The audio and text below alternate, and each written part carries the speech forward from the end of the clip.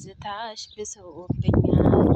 ሌጋ እኔ በጣም ነው ያዘንኩት ለአብርሃም በጣም ከምነግራችሁ በላይ ለምን አጥቅሮ እንደመጣ ባላቅም በጣም ነው ያሳዘነኝ። ሀቂቃ ነው የምላችሁ እና እሷም ባለችበት ፈጣሪ ጠብቃቸው። ሰላም ሰላም፣ ውድና የተከበራችሁ የማይ ቤተሰቦች እንዴት ናችሁ? ላይ ደህና ናቸው፣ የሰላም ናቸው። እንዲሁም እስኪ በተለያዩ ሶሻል ሚዲያ ላይ እንዳው ቲክቶክ ላይ አብዛኛው ቲክቶክ ላይ አሁን ወላሂ ስለ ሄርሜላ እየተናገሩ ባሉት ሰዓት እና አብዛኛው ሰው ሄርሜላ አደጋ እንዳጋጠማት ወይም አደጋ አድርሶባት ነው ወይ አብርሃም ፎቶዋን አጥቁሮ የመጣው እያሉ በጣም ቲክቶክ ላይ እየተጨናነቁ ነው ያሉት። እስኪ ፈጣሪ ወይ ትዕግስቱ ስጠኝ እና ባለችበት ፈጣሪ ጠብቃት። እናውም እናንተም በያላችሁበት ሰፊ ራህመትና ርዝቁን አላህ ይስጣችሁ እያልኩኝ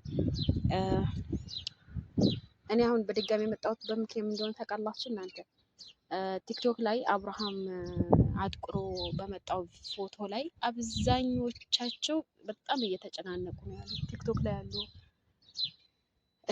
የሄርሜላ አድናቂዎች እንደውም ሰው የሆነ ሁሉም በጣም እየተጨናነቁ ነው ያሉት እና ሀቂቃ ነው የምላችሁ። በጣም ይከብዳል ወላሂ። አንዳንድ ጊዜ እኛ ሰዎች ስንባል በጣም ከባድ ነው እና ሄርሜላ ያለችበት ቦታ አላህ ይወቀው። እሷን ባለችበት ፈጣሪ ጠብቃት እና ወዶችዬ ስለ ሄርሜላ ተጨናቃችሁላችሁ እሷ አላህ ይፈርጃት ነው የምለው። ወላሂ በጣም ያሳዘነችኝ ሀቂቃ። ብዙ ሰው እየተጨናነቀ ነው። እዛ ደግሞ በተለይ ዛሬ አብርሃም በለቀቀው ቪዲዮ ላይ እጅግ በጣም ሰው እየተጨናነቀ ነው ያለው፣ በጣም ከምነግራችሁ በላይ ማለት ነው። እሱ መልስ ይስጠን ሀቂቃ። አሁንም በድጋሚ እየዘፈነላት ነው። በድጋሚ ፎቶዋን አቅልሞ እየመጣ ነው። ግን በምን ምክንያት ነው? ሄርሜላስ ምን ደርሶባት ነው? ያወቃችሁት ነገር አለ ወይ? መጀመሪያ ላይ ሚዲያ ላይ ስታወጡ ከሚዲያው ጋር አጋርታችሁ ነው አይደል ያወጣችሁ? ጠፍታለች አላችሁን? እኛም እየተጨናነቅን ነው። ስለዛ ያለችበት ቦታ ካወቃችሁ ለእኛም ለሚዲያውም አሳወቁ። ለምን በጣም ሰው እየተጨናነቀ ነው ያለው። ስለዛ እናንተ ብቻ ሳይሆን እናንተ ኦኬ እናንተ ጋር ተቀርባት ከሚዲያው ይልቅ እናንተ ነው የምትቀርባት አይደለ? ያም ሆኖ እያለ እኛ ከእናንተ በላይ ራሱ እየተጨናነቅ ነው። ምክንያቱም እናንተ እዛ ጋር እናንተ ሀቂያ በጣም የደበረኝ እኔ ወላሂ በጣም ነው ደበረኝ። ሄርሜላ ባላችበት ፈጣሪ ጠብቃት። አንደኛ እንዴት ቦታ ወንድሟም እሷን ማቅልሞ እንደሞጡ ባላቅም በጣም አዝኗል፣ በጣም ተከፍተዋል። በነገራችን ላይ የሚወዱ ሰው ሲታጣ በጣም ነው የሚደብረው እና ውዶችዬ ላይክ፣ ሼር፣ ሰብስክራይብ እያደረጋችሁ በጣም ከብዳል። እኔ እንጃ አላቅም አቦ። እኔማ ደግሞ የደበረኝ ከሳምን ገዛም በላይ አብርሃም እንደዚያ ያዝ ነው።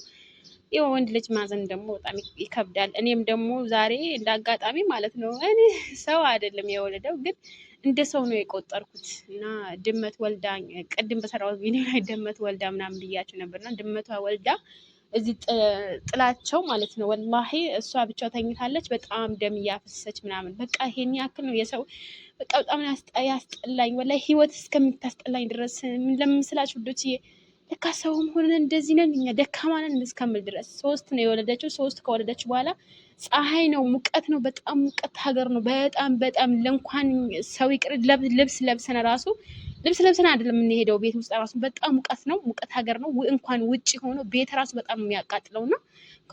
ከወለደች በኋላ አልፈለገቻቸውም፣ ጥላቸው ለብቻው ተኝታ ደም እያፈሰሰች ምናምን በቃ እንደ ሰው በቃ ያ አላህ ያ ረቢች ዱንያ በጣም ነው ያስጠላኝ። ሀቂቃ ነው የምላችሁ። ለካ ዱንያ እንደዚህ ናት እንዴ ነው ያልኩት። እና እኛም ስንወልድ ሴቶች ስንባል የወልዳችሁ ታውቁታላችሁ። እና ከወለደች በኋላ ልጆቿ ራሱ አላነሳችም። እኛ ምንድን የምንባለው ሀገር ቤት የሆነ አባባል አለ፣